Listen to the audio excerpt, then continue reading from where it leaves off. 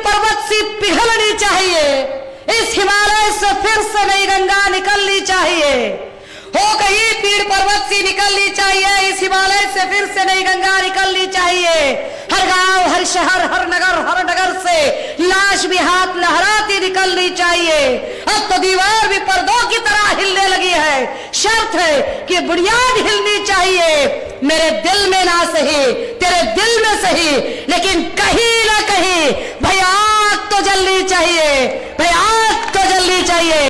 परखड वक्त्या, संवेदनशील लेखिका आणि भटक्या विमुक्तांचे प्रश्न मांडतानाच आंबेडकरी चळवळीचा देशभर प्रचार आणि प्रसार करणाऱ्या व्याख्याता म्हणून सुषमा अंधारे यांची महाराष्ट्राला ओळख आहे।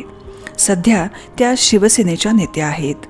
सुषमा अंधारे यांचा जन्म उस्मानाबाद जिल्ह्यातील कळंब तालुक्यातील पाडोळी येथे 8 नोव्हेंबर 1976 रोजी झाला।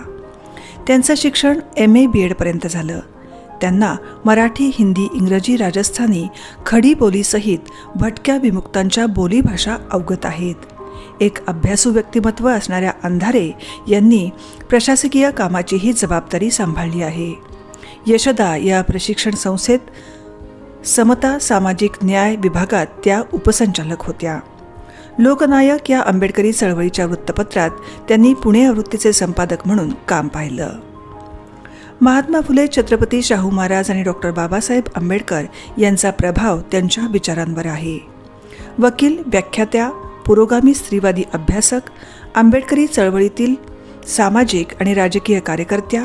अरे तुम्हाला जर हिंदुत्व कळलं असतं ना तर वसुदेव कुटुंबकम माता विश्वात्मके देवे येणे वाग्यज्ञ तोषावे, हे विश्वची माझे घर, ही सगळ्यांना सामावून घेणारी हिंदुत्वाची संकल्पना तुम्हाला कळली असती।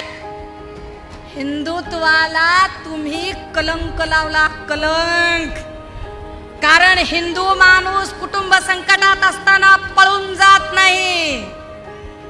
हिंदू माणूस कुटुंब संकटात असताना एकमेकांना आधार देतो। परखड वक्त्या आणि लेखिका असा त्यांचा प्रवास थक्क करणारा आहे। त्यांच्या कार्याबद्दल त्यांना बाबासाहेबांची लेख, भीमरत्न, धम्मकन्या, सत्यशोधक समाजभूषण अशा विविध पुरस्कारांनी सन्मानित करण्यात आलं। त्यांच्या आजपर्यंतच्या वाटचालीचा जाधवर ग्रुप ऑफ इन्स्टिट्यूटला अभिमान वाटतो। त्यांच्या पुढील कार्यासाठी जाधवर ग्रुपच्या वतीनं अनेक शुभेच्छा।